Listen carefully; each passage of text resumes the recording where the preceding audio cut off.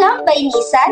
Narinig kong nakapagrehistro ka na para makaboto sa kauna-unahang Bangsamoro Parliamentary Election. Tama ka sa narinig mo, Rahima.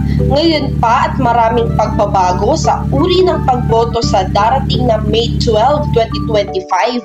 Ano-ano bang mga pagbabago ito, Bainisan?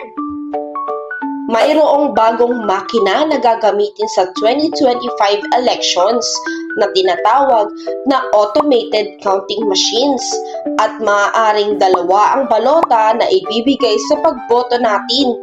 Una ay para sa national at local positions at ang ikalawang balota naman ay para sa mga posisyong partikular sa BARMM kung saan mamimili tayo ng magiging miyembro ng parliament.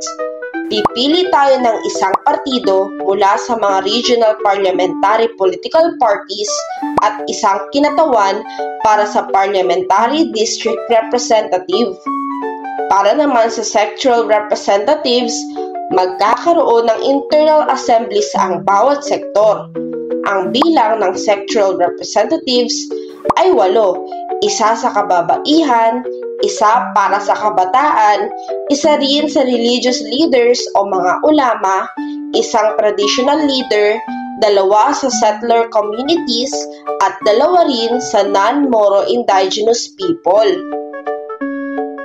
Kaya naman, mainam na bumoto tayo dahil ang members of the parliament ang kakatawan sa atin sa BARMM.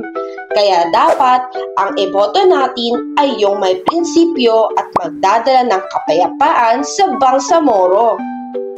Ito ay hatid sa inyo ng MOSEP, suportado ng The Asia Foundation at ng UK government sa pamamagitan ng Activate Bangsamoro 4 project para sa halalang Bangsamoro.